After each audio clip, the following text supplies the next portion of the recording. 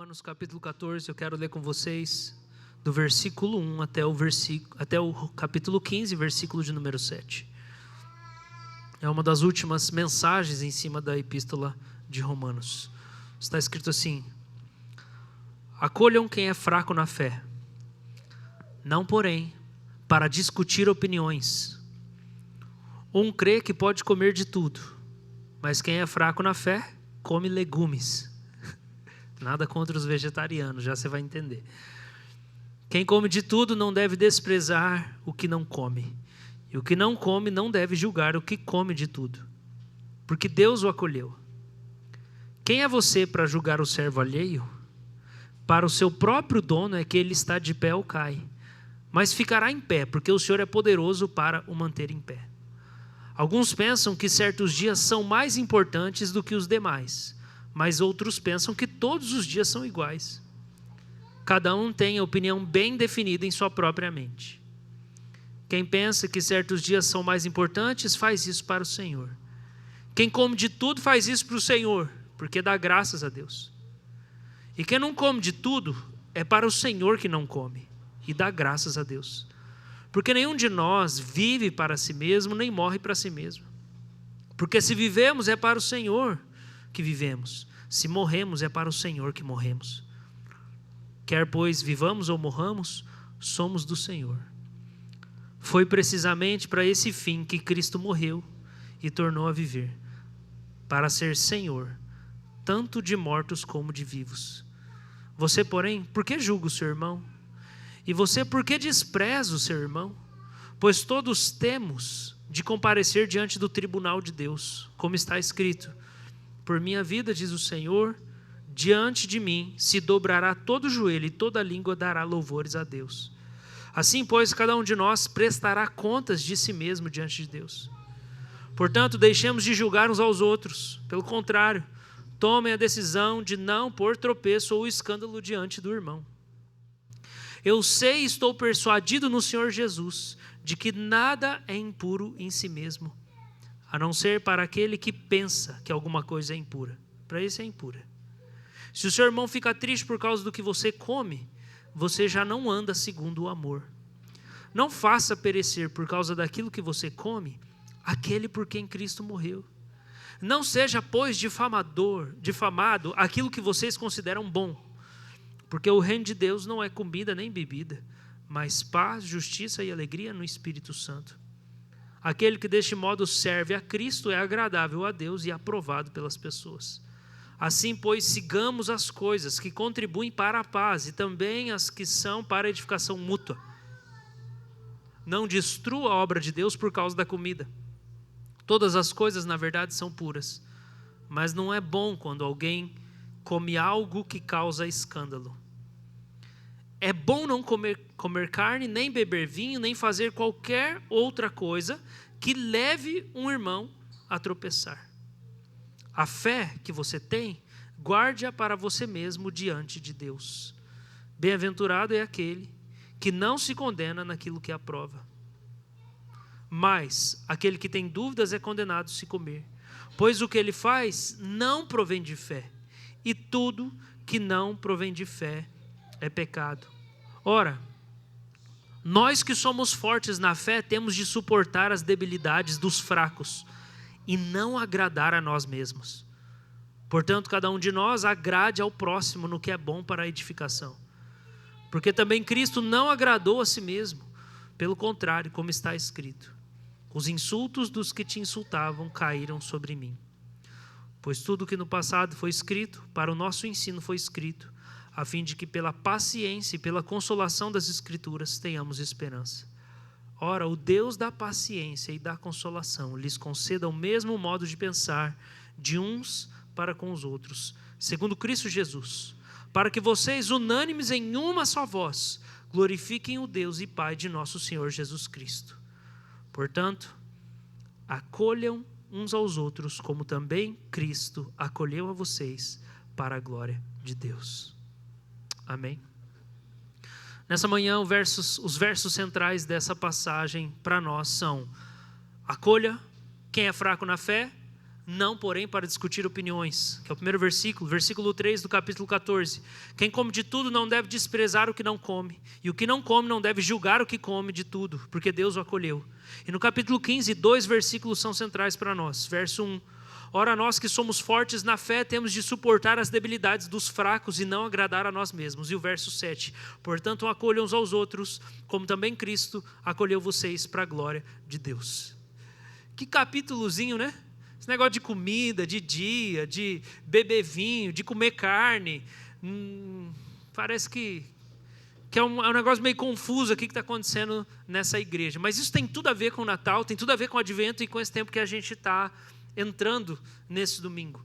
Que a problemática que acontece aqui, que a gente identifica, caminhando já para o final da nossa série de Romanos, desse ano inteiro, é o mesmo problema que acontece nas cartas aos Gálatas, aos Colossenses, aos Coríntios. E o apóstolo Paulo aborda esse tipo de conflito nessas igrejas, onde esses conflitos de convivência entre os discípulos acontecem porque um grupo de discípulos é judeu e o outro grupo de discípulos não é judeu, ou, como é chamado, são gentios. Porque os gentios, de modo geral, antes de entrar no cristianismo, e isso é uma parte muito importante para você entender a mensagem e essa passagem. Qual é a vida que você tinha antes de vir para a fé cristã? Quem você era antes de estar em Cristo Jesus? O que você acreditava? O que você buscava? O que para você era vida boa? Quais eram os seus princípios? Talvez você não tinha, né? Talvez esse fosse uma marca sua antes da vida cristã. Eu não tinha muito princípio. Eu só vivia. Mas essa é a pergunta, é o olhar que a gente tem que ter para essa passagem. O gentio e o judeu, antes de se converter, quem eles eram? O que eles criam? O que eles pensavam? O que eles almejavam para a vida deles? Qual era a fé deles? Ou qual era a religião que eles tinham antes? Qual que era a sua? Você sabe dizer? Você consegue olhar para trás e pensar quem você era antes de ser atraído pelo Evangelho? Talvez você nasceu na igreja, isso não significa tanta coisa assim. Porque pode ser que você tenha nascido na igreja, crescido, mas teve um dia. Talvez nem teve esse dia ainda, mas quem sabe esse dia pode ser hoje mesmo, onde você recebe um novo coração. Os gentios, antes de vir para a fé em Cristo, geralmente eles eram pagãos, na sua grande maioria. E as religiões de paganismo eram religiões com uma moral muito fraca. E as religiões de paganismo, elas envolviam prostituição cultural, elas envolviam uma ética sexual muito liberal e tipos de práticas, como, por exemplo, da própria alimentação. Se você pega, por exemplo, a religião que era praticada na Grécia Antiga, você tem o deus do vinho, e esses tipos de deuses, os deuses do vinho, o deus do amor, o deus da fertilidade, eles sempre exigem um tipo de sacrifício que envolve ou a embriaguez ou uma prática de imoralidade sexual. E eu acredito particularmente que esses chamados deuses da antiguidade são os mesmos demônios que atuam nas religiões pagãs de hoje. Eles só mudaram de nome. Elas só têm uma roupagem diferente, mas eles fazem as mesmas exigências de sacrifício. Fume esse charuto, bebe essa cachaça, faz essa prática sexual, é a mesma coisa. Para quem vive dentro, imerso dessa religião, esses tipos de práticas, elas são aceitáveis, porque elas têm algum tipo de propósito. Quando você fala da igreja de Roma, assim como da igreja que estava em Colossenses, para a carta de Colossenses, na Galácia, em Corinto, você tinha esses dois grupos de discípulos. Você tinha os gentios, que vinham, na sua grande maioria, de religiões pagãs, ou então você tinha um grupo, que geralmente não era um grupo muito grande, que era adepto da antiga filosofia, que na verdade não era tão antiga para eles, tinha apenas alguns séculos. E nessa antiga filosofia, talvez eles tivessem uma abordagem da relação com o corpo diferente, onde se valorizava, na verdade, a abstenção dos prazeres do corpo, dos prazeres sexuais.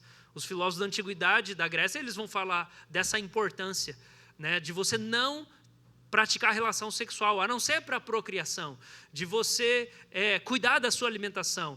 Um tipo de espiritualidade entregue pelos filósofos que trazia muito rigor para o corpo. Então esses são os gentios, ou muito rigor com o corpo, ou o contrário do rigor, uma liberalidade muito grande. E você tem dentro da igreja de Roma, ou dessas outras igrejas, também os judeus.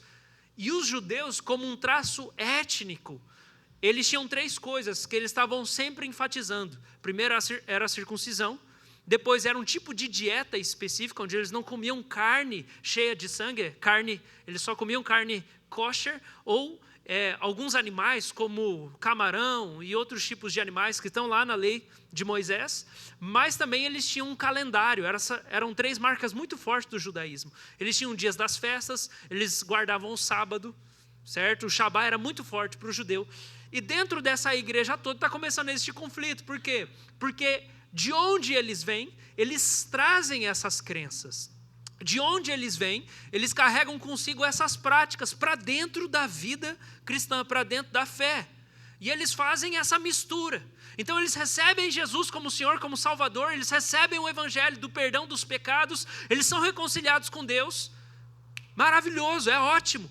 Só que eles continuam com esse arcabouço, esse tanto de coisa arada da vida passada deles, que eles carregam consigo, e que ainda não foi substituído. Eles ainda não abordaram essas antigas crenças, eles não fizeram a reflexão que, irmãos do céu, como nós precisamos de mestres na igreja, e como nós precisamos erguer as mãos para louvar a Deus pelos mestres que Deus levanta, porque isso é trabalho de mestre. São os professores, os mestres que Deus levanta na vida da igreja, que tem essa graça do céu para entrar minuciosamente nas escrituras e esmiuçar as passagens e fazer as aplicações para, está vendo? Isso aqui a gente não precisa fazer mais. Por quê? Porque isso funcionava lá, mas a nossa vida agora não é mais assim. Isso é o trabalho do mestre. Ele tem essa paciência, essa capacidade de fazer isso. E a gente precisa do ensino para amadurecer na fé. E é para esse povo que está com esse monte de crença passada misturada agora com a conversão, é que o apóstolo Paulo está escrevendo. A gente vê que o apóstolo Paulo ele luta incansavelmente para desfazer essa simbiose, essa mistura, essa síntese da fé antiga, da crença antiga com a crença nova no Evangelho. Ele faz isso nas epístolas. Paulo é incansável nisso. Aos Gálatas ele foca na questão da circuncisão. Aos Coríntios ele fala principalmente das práticas de imoralidade sexual. Aos Colossenses existia um tipo de culto de anjos, um esoterismo pagão. Paulo está tentando arrancar isso. Gente, vocês se converteram. Vocês não podem mais pensar daquele jeito. Não funciona mais. Como é difícil e trabalhoso para nós viver esse trabalho, esse exercício de crescimento na fé, onde a gente vai pensando os nossos conceitos, né, aquelas coisas que a gente é teimoso. Vai pensando assim, não, isso aqui não precisa mais, eu posso remover, eu posso tirar isso da minha frente. São os obstáculos, é a antiga religião, é a antiga filosofia, são os obstáculos do crescimento na fé. São esses que Paulo vai dizer que são os fracos na fé. Quem são os fracos na fé?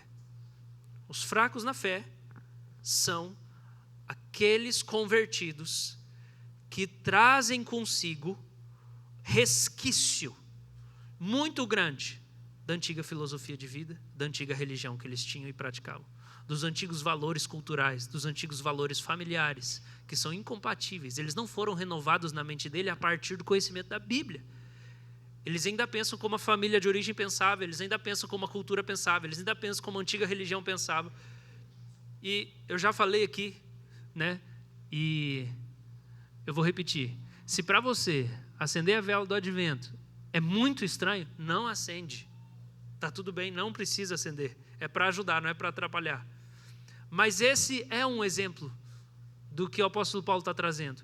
É quando a gente teve uma relação muito marcante numa religião passada, se você foi do candomblé, ou você foi católico, ou você foi alguma outra coisa que você usava vela.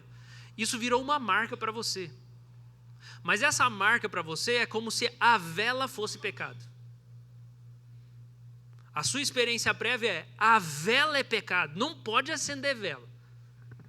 Às vezes até se acaba a luz, não pode acender a vela. Porque você atrelou a vela à idolatria e à religião. Você não consegue desconectar, como se a vela, toda a vela é idólatra, é pagã. Na verdade, era a vela naquele contexto. Na verdade, era usar roupa branca naquele contexto. Não é pecado usar roupa branca. Não posso usar roupa branca no fim do ano, é pecado. Para alguns talvez seja, não usa.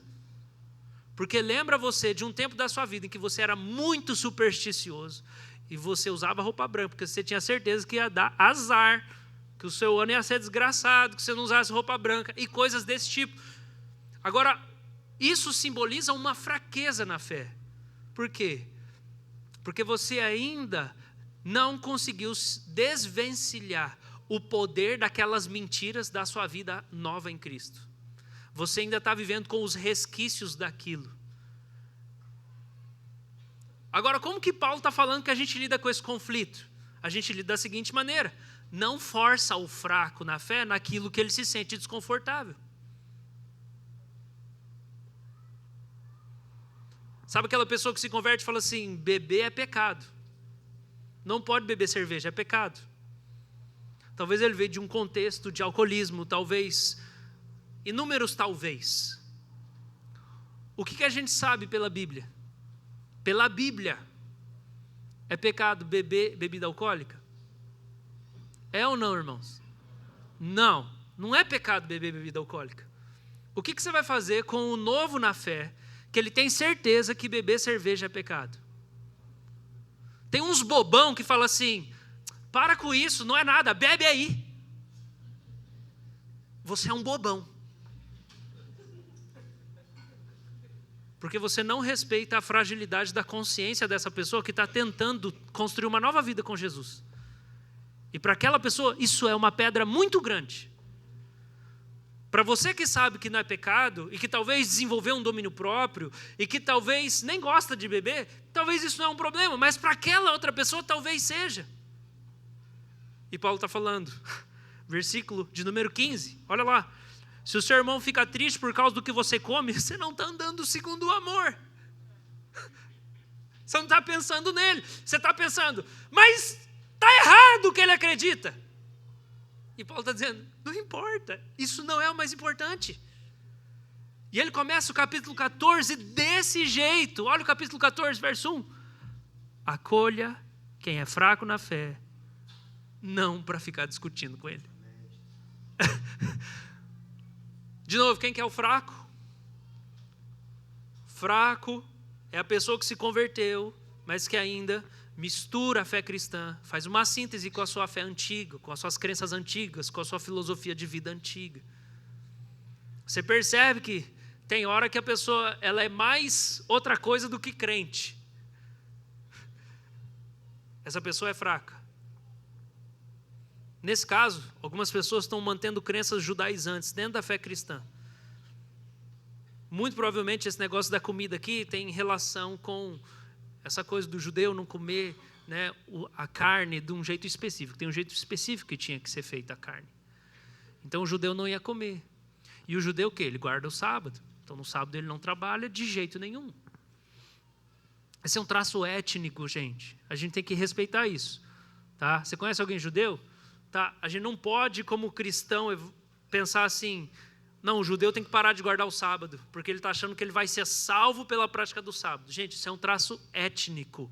Faz parte da cultura judaica. Igual você tem lá a cultura italiana, que gosta de comer um tipo de comida. Ou os polacos, que gostam de polenta. É parte da cultura. Não precisa parar de fazer polenta porque se converteu. É parte da história judaica. Agora, um judeu, quando ele vai se converter, ele tem que entender que não é ele não comer camarão que vai conceder a salvação para ele. Mas ele não precisa parar. Vocês estão entendendo, gente? Agora, o que acontecia aqui na igreja? O que provavelmente acontecia em geral na cultura antiga. Sabe o que acontecia? Os gentios, em geral, crente ou não crente mesmo, os gentios ridicularizavam esses costumes alimentares dos judeus e chamavam os judeus separatistas. Gente, agora pensa só. Se o cara descansa num dia que está todo mundo trabalhando, se ele come um tipo de comida que não pode ter, eu descobri, né, tem a expressão, a contaminação cruzada, né? Porque não pode ter. Num tipo lá, É a refeição do judeu. Então ele come um tipo de comida, ele descansa num dia específico. Ele vai começar a fazer as refeições e o momento de lazer dentro daquele grupo separado. Vocês concordam? Inevitavelmente ele não vai conseguir ter tantos momentos de convivência com outras pessoas por causa dessas regras étnicas. Então o que os gentios faziam? Eles desprezavam os judeus, ridicularizavam. Pô, esses caras não conversam com ninguém, não se relacionam com ninguém. Eles são separatistas, antissociais. E acabavam então tendo esse conflito. Ok? Os próprios gentios, eles achavam que os judeus eram vagabundos por causa do dia do sábado. Mas esse problema não surgiu no primeiro século, quando a gente pensa nos romanos, nos gregos. Se a gente olhar lá para Êxodo, você já vai ver que essa era a conversa do faraó no Egito para eles. Vocês são preguiçosos, por isso que vocês querem tirar um dia para cultuar o Senhor. E hoje, o capitalismo, ele ainda nos assedia da mesma maneira. Um dia para descanso? O que é isso? Como que você vai descansar? Para nós é difícil a gente incorporar esse valor das Escrituras. Então, o que estava acontecendo aqui na igreja de Roma? Esse tipo de conflito, esse tipo de problema. Os fracos na fé estavam sendo desprezados pelos mais fortes na fé, que entendiam que aquilo não levava à salvação, e os fortes, os fracos na fé estavam julgando. Então, um grupo da igreja desprezava o outro, e o outro grupo da igreja julgava o outro. Qual que é a orientação do apóstolo Paulo para nós aqui?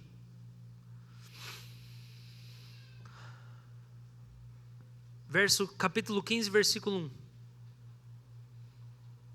Os que são fortes na fé têm que suportar as debilidades dos fracos e não agradar a si mesmos.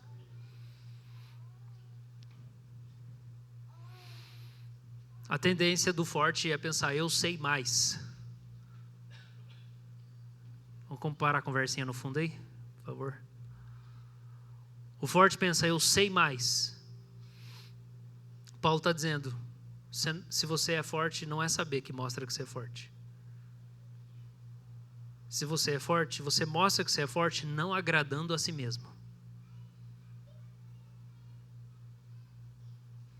O que Paulo está construindo aqui, irmãos,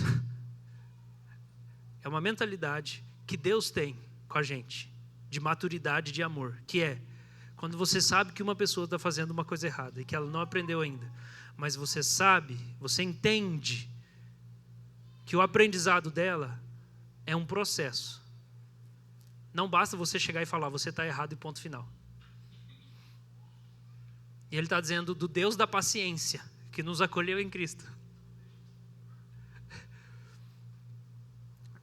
A gente teve dia de ação de graça, quinta-feira, né? Mês passado a gente tentou construir alguma coisa, nosso primeiro passo em relação à gratidão como igreja, vamos tentar construir isso todos os anos.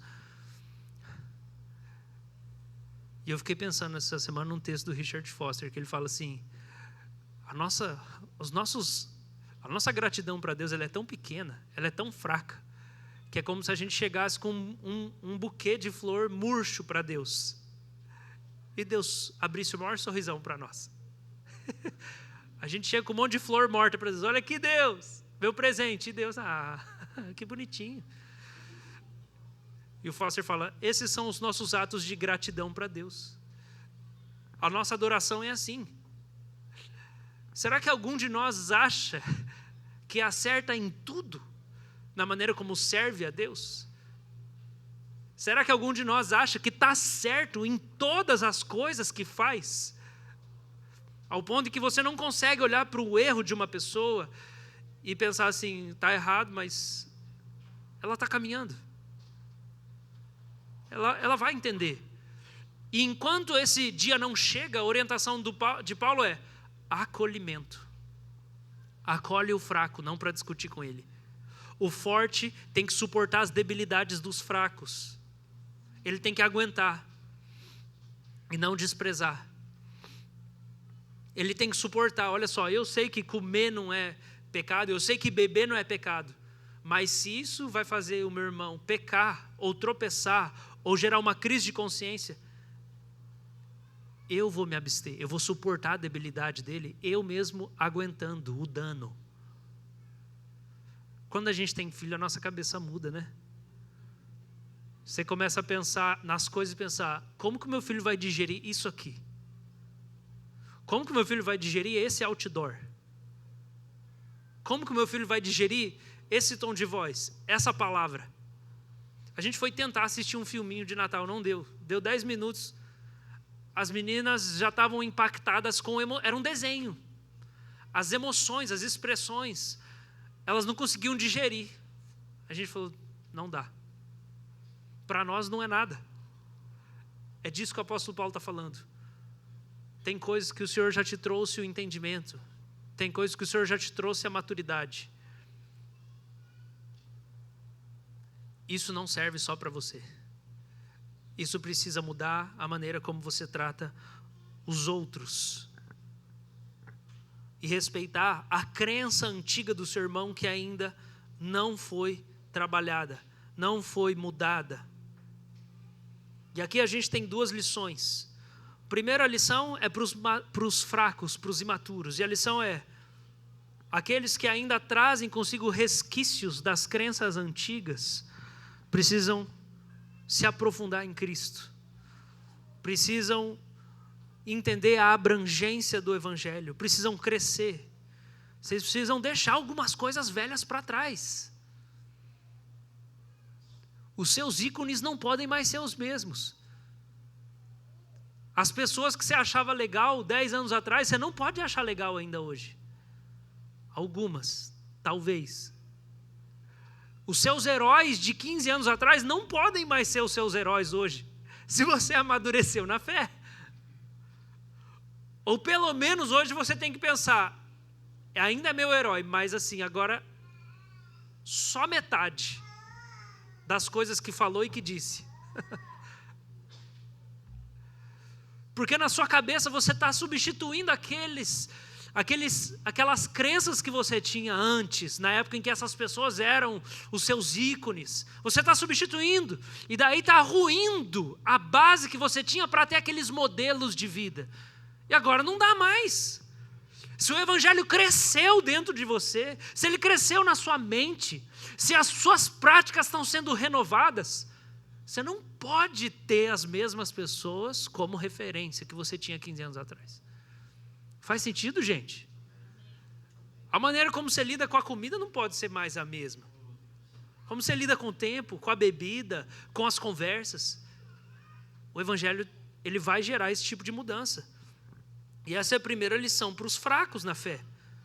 Pessoas mais convictas na solidez do Evangelho. Você precisa se tornar alguém mais convicto. Você precisa flertar menos com aquilo que você admirava antes de Cristo. Alguns de nós nos convertemos pensando assim, eu vou me converter, eu vou ficar bem firme com Jesus. E daí depois eu vou voltar e eu vou evangelizar todo mundo que era meu amigo antes. Quem pensou isso? Quem pensou isso? Eu? Nossa, eu tinha certeza que eu ia fazer isso. Aí o que acontece? Não acontece. Graças a Deus não acontece. Por quê? Porque o nosso coração ainda queria muita aprovação daquelas pessoas que a gente queria evangelizar. A gente não tinha condição de evangelizar, desagradar eles por causa de Jesus.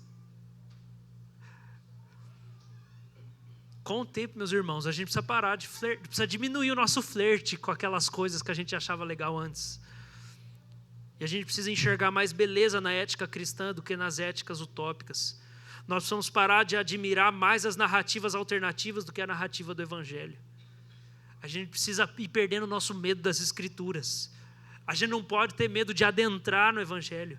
A gente não pode ter medo de deixar a palavra de Deus crescer na nossa vida, na nossa mente. A gente precisa se tornar um crente mais convicto, mais forte. A gente precisa romper mais com aquilo que talvez dá algum senso de identidade. Ah, mas se eu deixar isso, eu não vou ser mais eu. Será que Deus quer que você seja esse eu aí? Né? Talvez você foi se convertendo e você fez promessas. Tá bom, eu vou seguir Jesus, mas eu juro que eu nunca vou deixar essa característica que eu tenho. Será que essa característica aí que você diz, isso aqui é um traço meu, é a minha personalidade, será que isso Isso cabe no reino de Deus? Ou quando Jesus voltar, isso aí não vai entrar? Os fracos na fé, eles precisam se tornar mais seguros no que o evangelho é para eles. E a segunda lição é a lição para os fortes. Os que se dizem fortes aqui, na abordagem do apóstolo Paulo. A convicção forte do evangelho não deve se expressar na severidade com os menos convictos. Quem é mais convicto não deve ser severo com quem ainda não tem consciência de pecado, com quem ainda não entendeu a doutrina, com quem ainda não chegou ao amadurecimento do temor do Senhor. Quem está mais convicto não pode pesar a mão com quem ainda está em formação. Essa é a lição para os fortes. Quem tem uma fé forte, uma convicção forte, isso aqui é certo, isso aqui é errado. Você tem claro isso. Para você é óbvio que um casamento só dá certo desse jeito. Para quem tem 1 ano de casado, não entendeu. Não pesa a mão com essa pessoa que acabou de casar. Seja generoso.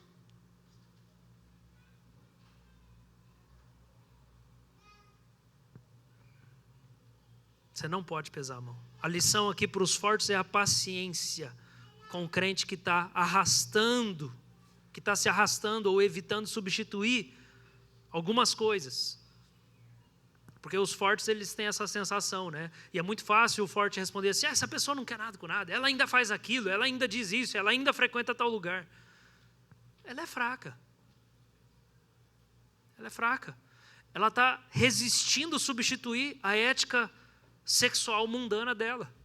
Ela está resistindo. Ela acha que tem tanta virtude nisso. Ela pensa, vou ser crente, mas eu ainda vou pensar assim. Ela é fraca.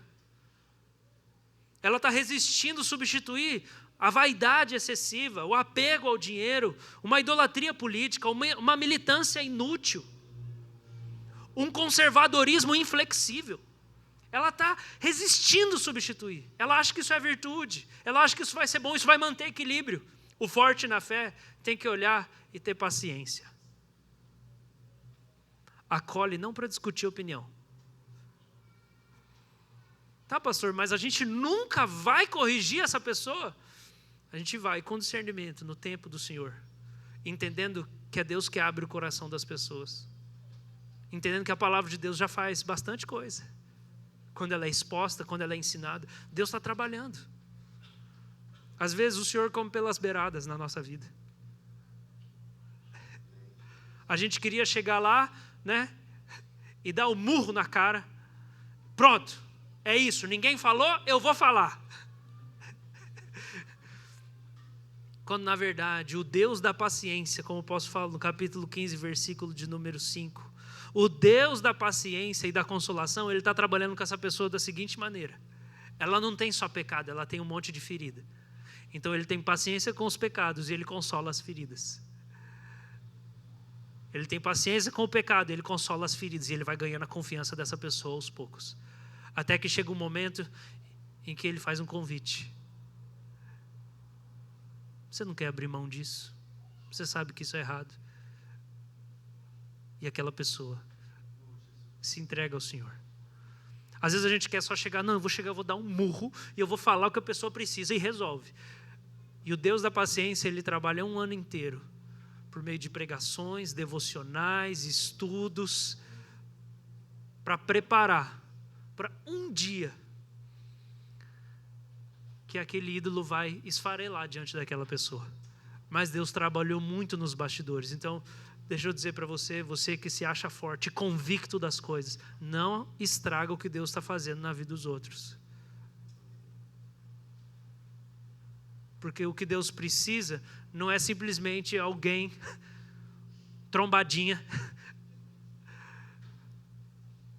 topetudo, que tem coragem de falar as coisas.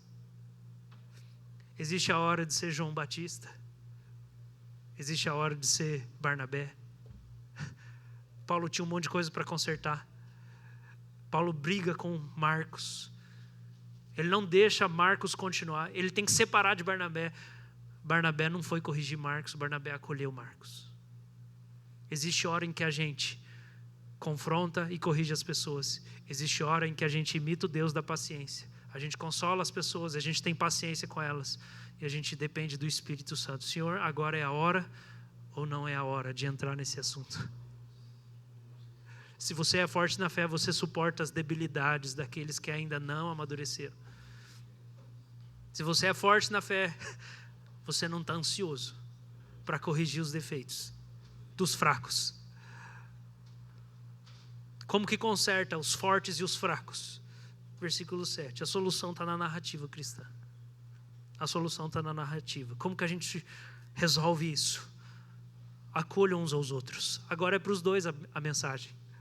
Fortão, acolhe o fraco que está aguardando a festa de lua nova. Acolhe o fraco que pensa, não, beber é pecado. No final do ano, ele sempre fica escandalizado. O fraco passa mal no final do ano, quando reúne a família, porque ele julga todo mundo da família que bebe. Toma, é só como é que chama? Só um espumante. É só aquele momento, não foi mais nada. Mas o fraco passa mal. Ele pensa, está todo mundo em pecado.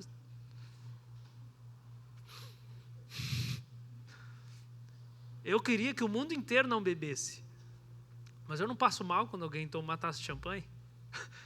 Eu não passo mal quando alguém fala assim, vamos lá, tal, vou tomar um vinho. Não passo mal por causa disso, não posso. Se eu passo mal é porque eu sou fraco. Paulo está falando, fraco, acolhe o outro. Acolham uns aos outros. Essa é a orientação final. A resolução está na narrativa do Evangelho. Acolhe o que se diz forte ao invés de julgá-lo. Porque aqui a luta entre esses dois lados da igreja é: o forte despreza o fraco e o fraco julga o forte. Então Paulo termina dizendo: acolham uns aos outros, como também Cristo acolheu vocês para a glória de Deus. Então a solução está na narrativa do Evangelho. Deus acolheu. Deus nos acolheu. Deus desceu. Ele veio até nós. Ninguém está totalmente certo, ninguém está totalmente errado. Cuidado com esse perigo. Cuidado. Esse é um perigo grande para nós. Tem pessoas que têm coisas muito boas, elas estão errando em uma coisa diante de você. Você não é o certo e ela é errada. Ela é uma pessoa muito boa que está errando em uma coisa nesse momento. E vice-versa. Ninguém tem só defeito e ninguém tem só virtude. Então a gente precisa acolher. Acolher. Porque o Senhor nos acolheu em Cristo Jesus. Para a glória de Deus.